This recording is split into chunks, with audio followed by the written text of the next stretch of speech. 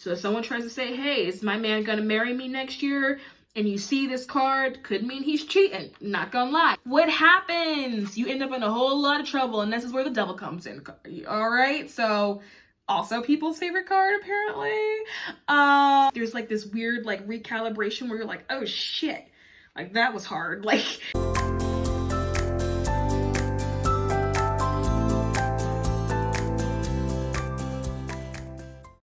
Hey guys, welcome back to my channel. It's Mystic Rain here, and we are going to be learning Tarot Part 3. So welcome back to the Learn Tarot series that we're doing here. It's going to be a lot of videos, but I'm going to try my best to pump them out. So a lot of you guys have reached out to me saying that you're in the process of learning tarot, that it's really, really hard, that you don't know what decks to get, that you don't know what books to read, and that you're just really trying to get your bearings because it's so much information. So I thought that I would throw more information at you, but this time, hopefully it's helpful. So what I'm trying to do here is actually teach you traditional tarot. So what tarot traditionally means, right? A lot of times people teach you intuitive tarot. Means they look at a card and their intuition says something. They assign that card a meaning based off of their intuition, and then they try to teach you that. That doesn't always resonate with some people because they can look at a card and say, well, my intuition doesn't say that. So what I'm doing is teaching you traditional tarot. I'm just teaching you what tarot was traditionally supposed to mean. With that, I'm also teaching you some of the symbolism that's in each card and the meaning of each card. Now, there's so much symbolism in every card that I cannot possibly go through all of it because I will be here with you for months.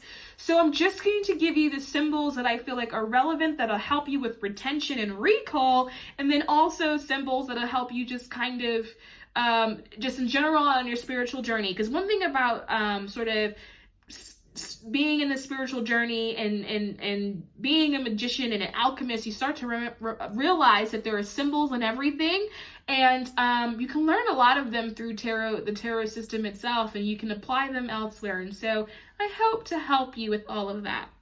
So in this particular video, we are doing the remaining of the Major Arcana cards.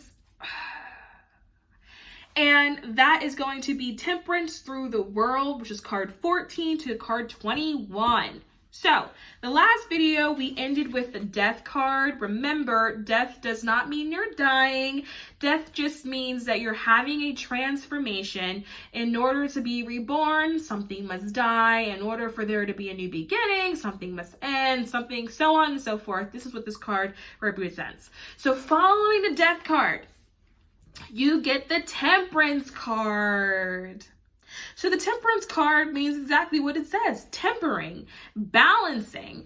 It's also a card of alchemy and a card of magic. So when you get and you have your transformation that is prompted by the Death card, you're kind of sort of reborn, right? Not completely, but a little bit. And so you kind of have to get your bearings again. You have to find balance. You have to temper, right? So if you see in this card, you have Archangel Gabriel here. He's got 1 foot on the beach or the land, and then he's got 1 foot in the water, which is him tempering. It's him having balance. You see he's holding 2 cups and he's taking water and he's pouring it from 1 cup to another cup, from 1 cup to another cup. Again, he's tempering or he's balancing the water. This is also a sign and a symbol of alchemy, right? He's influencing the elements, so to speak.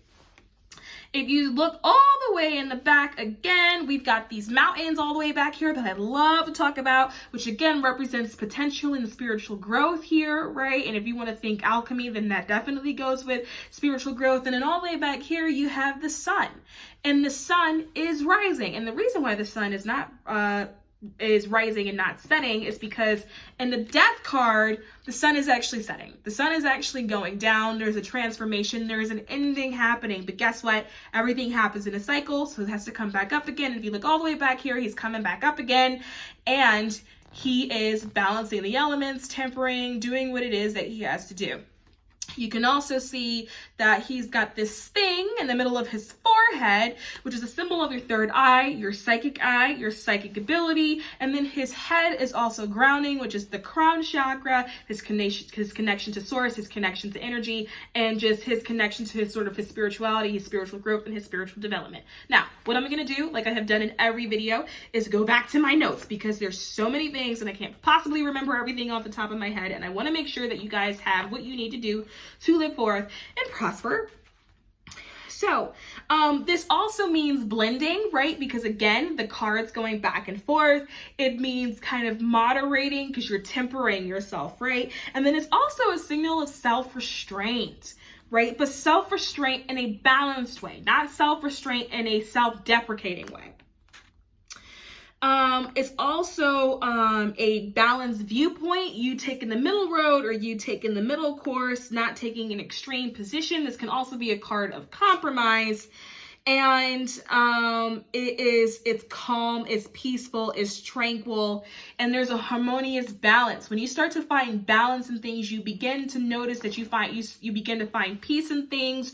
You start to balance out your mental health because you're tempering, right? And when that's exactly what he's doing, Pearly on the beach, Pearly in the water, he's tempering, he's pouring the water from cup to cup, he's tempering, he's balancing. And then when you start to temper and you balance your energy, you're actually manipulating the energy around you, which makes you an alchemist. It makes you a magician. And this is what we have in the Temperance card.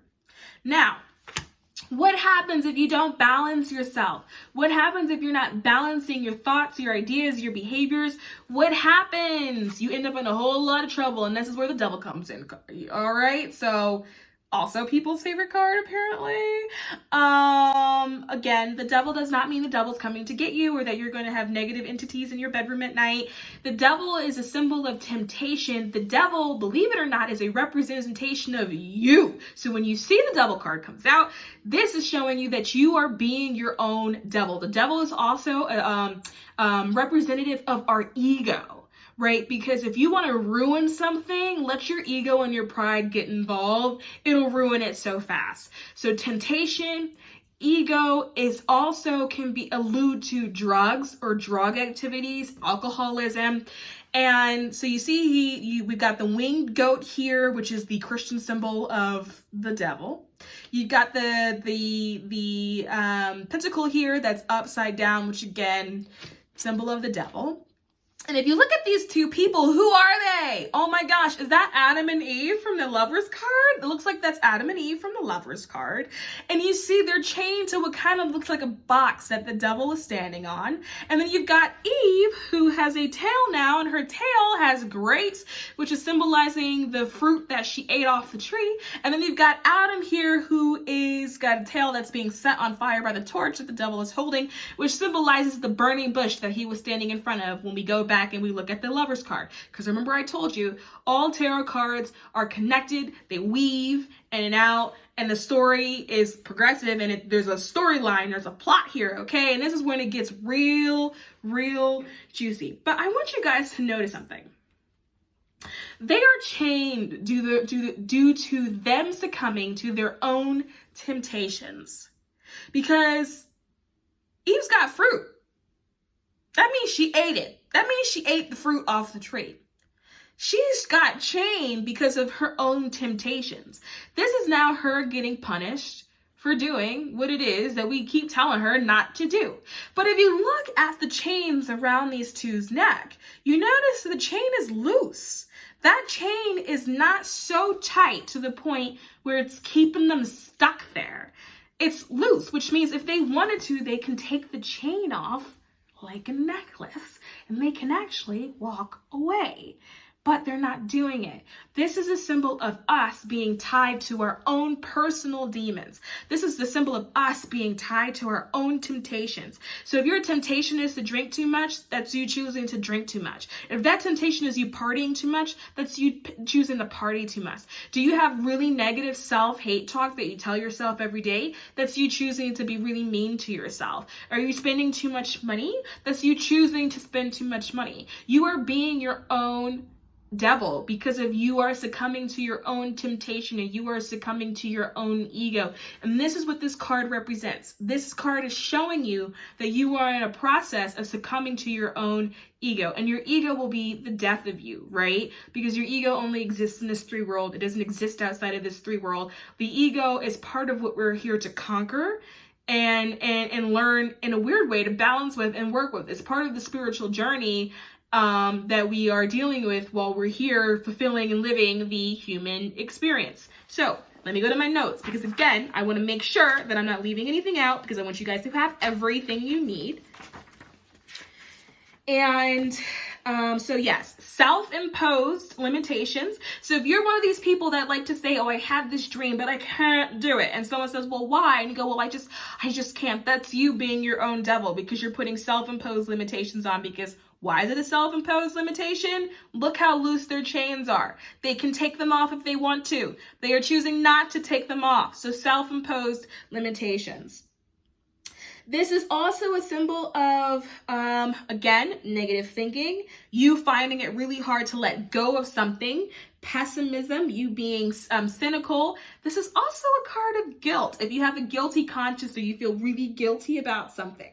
And then just in general, unhealthy attachments, fighting your inner demons, sexual urges that are not necessarily executed positively, codependency, and then your just overall obsession with power, with sex, with money, with material greed, things that don't actually serve your highest good. So yes, you are the devil. Now, what happens if you continue on this path and you don't go backward to the temperance and you don't decide to balance yourself, right? Temper yourself, become in tune spiritually, and you continue to do the devil, and you continue to exercise behavior that's not good behavior for yourself, what happens next? Well, you screw everything up. That's what happens next. And that's what happens when you get the Tower card. The Tower card immediately follows the devil.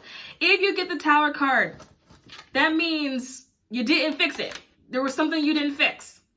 The Tower card is a destructive, massive change. It is a destructive, massive change that is also, unfortunately, uncontrollable. It is something that is outside your reach, that you don't have power over, that is destructive to your whole life, and it completely transforms your life. Now, why would this happen, Mr. Crane? Why would something like that happen? Well, when you're getting the devil, the universe begins to send you signs telling you that you are on the wrong path. A lot of people that participate in self-destructive behavior know that they are participating in self-destructive behavior. They are just choosing not to stop. And when it gets so bad that it gets to a point where you're starting to veer off your life path, the universe will come and they will step in and it will destroy everything that you feel like you have worked to build, because you are no longer on the right path. They are trying to get your attention, and this is the Tower card. So if you look at the Tower card, you have a literal tower. It's being struck by lightning. Everything and everyone is falling off. If you see at the top of the card right here, you've got the king, who again has succumbed to his own ego and has been blown out of the tower. And below the tower, you've got, which you can interpret to be mountains, again, which represents potential and spiritual growth, which means you were not doing the right thing. You were not doing what you knew was correct for yourself. You ignored it. You ignored your higher self, your higher power. You succumbed to all your temptations, and now the universe has stepped in and they are destroying everything because you have gotten so far down the path that you have gone the wrong direction, and they're now trying to redirect you, and it's crumbling the very foundation in which you felt that you have built, and it's like no more. And when we are in a Tower moment, the Tower moment it's massive. It's huge. Everyone can think of a time in their life where everything changed. Maybe you lost your job, or you lost your house, or someone passed away and it changed your life forever. It's really, really big life moments that create milestones in your life that are destructive, that promotes crying and tears and hardship. And if you think about you on the outside of that journey, you have always risen like a phoenix, and you always were like, woo, I didn't think I was going to make it that far because it was ridiculous. That is what the Tower moment is. Following the Tower, you have the Star card. So this will appear when everything seems dark and everything seems grim. When you hit a really destructive moment in your life, you get to the part where you start to feel like you have lost no hope and that there's nothing else left for you and that nothing will get better. And this is when the star cards appear. Simply put, the star card means hope. And notice that the person in the card is doing the same thing that Temperance was doing, right? They have gone back to the water and they are now tempering again. And they are now rebalancing again. And you will notice that when you hit real rough moments in your life, there's like this weird like recalibration where you're like, oh shit. Like that was hard. Like, and then you start doing this thing where you start like trying to put the puzzle pieces back together and like trying to fix everything again. And it's you balancing everything back out because everything that you just went through was so unbelievably destructive. This is what this is. This is now you re-tempering. But the star card, when you see it, is a very, very good card. It's a card of hope, and it's reminding you that there are better things that are actually coming and on the horizon. She is naked if you look at her body, and this is also a symbol and a representative of her being vulnerable.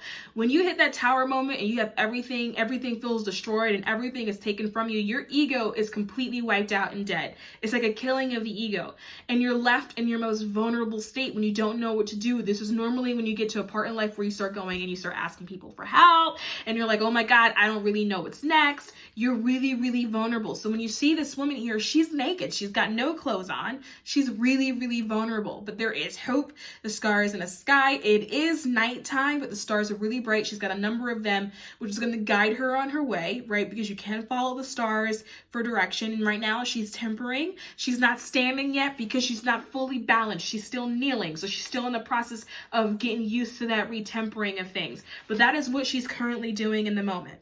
Following the star card, you get the moon card.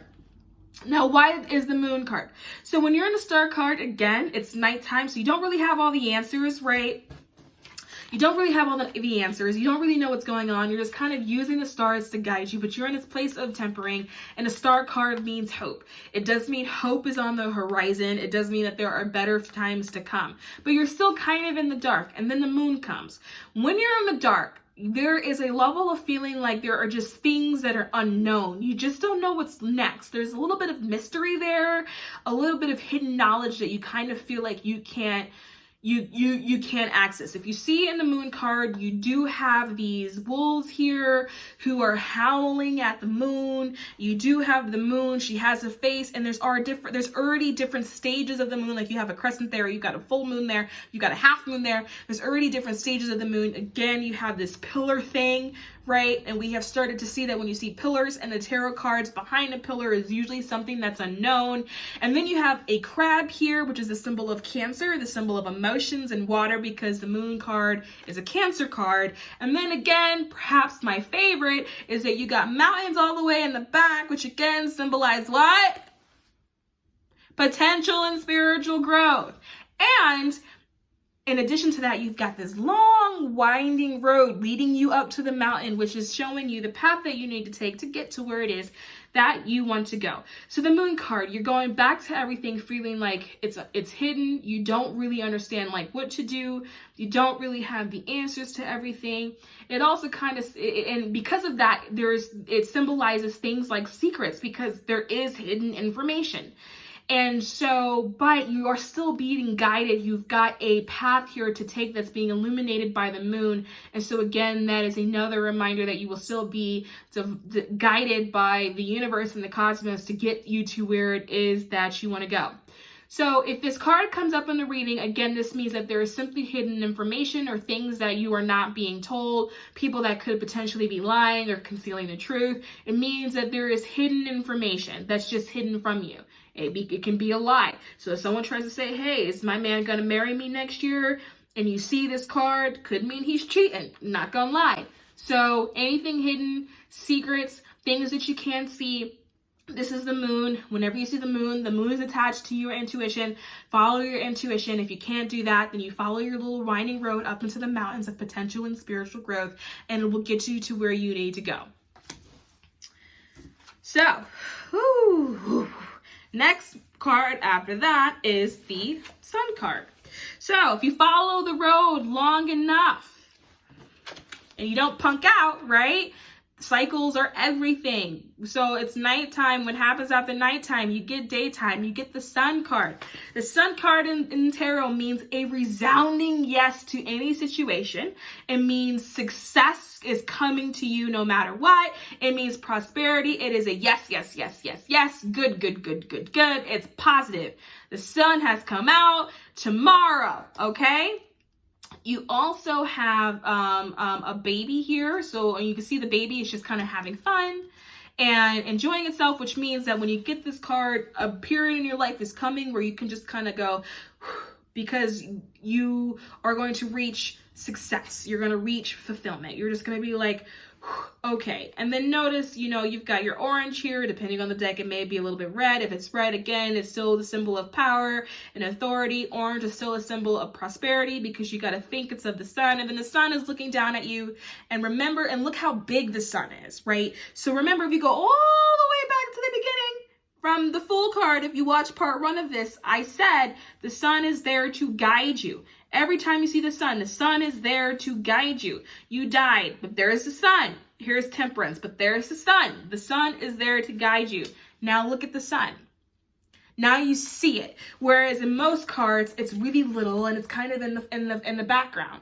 Now you have gotten so far down your journey, you have almost completed it. The sun has gotten bigger, it's close to you, and boom, success. Here you are. The sun is going, I told you I was with you. I told you I was with you the whole time. I was following you. I was here for you. I was helping you out. And you have achieved what you wanted to achieve. Success, a resounding yes. Now you're trudging along your journey. You're getting going. You're almost done, right? Because again, tarot is the fool's journey. It's from start to finish. The major arcana represents the journey from start to finish, with the minor arcana cards being the little details that happen in between on the way through your journey. So you're almost done with your journey. You're now on card 20, with there being 21 numbered cards in major arcana, even though there's technically 22, but you're now at number 20. So you've gotten all the way through your journey, almost done with it. And then you get this. You get the Judgment card. You got the Archangel Gabriel out here with his trumpet, blowing the horn. You've got coffins down here, dead bodies rising up, and they're about to rise. It's Judgment Day. Did you do a good job? Are you ready to move on to the next part of your journey or not? Or do you need to go back and complete a couple stages? Again, you've got mountains here, which I love to say are potential and spiritual growth. And you've got the angel descending from the clouds. So if you look at it from this perspective, it's almost like the angel was watching over you the whole time, seeing what choices that you were making, what it is that she was doing. You finally made it to the end of the road. You were very successful at it. And now it's time for your next step in your next journey, because you don't want to get stuck at the same place. But are you ready? And judgment will be the decision. Are you ready? So again, going back to my notes, I want to make sure that you guys have everything that you need. And so judgment is a wake-up call. It's like a summoning up. It's kind of like a rebirth, but it's not necessarily a big one. And it's it's a milestone. It's a development milestone, and usually like a momentous choice that requires you to wake up. This is like the final decision that you need to make in a situation, because you're almost through the entire cycle. So which one is it going to be? It also symbolizes a rite of passage and an end of an era, and a very literal sense, depending on the questions that you were asking. It can also symbolize actually being judged. You're judging someone else. It is a call to action, a time for re-evaluation and transition. And when you transition, you want to purify and cleanse. So it can also be a cleansing period for you, where you kind of feel like you're in a space in life where you're kind of wiping out things that no longer serve you.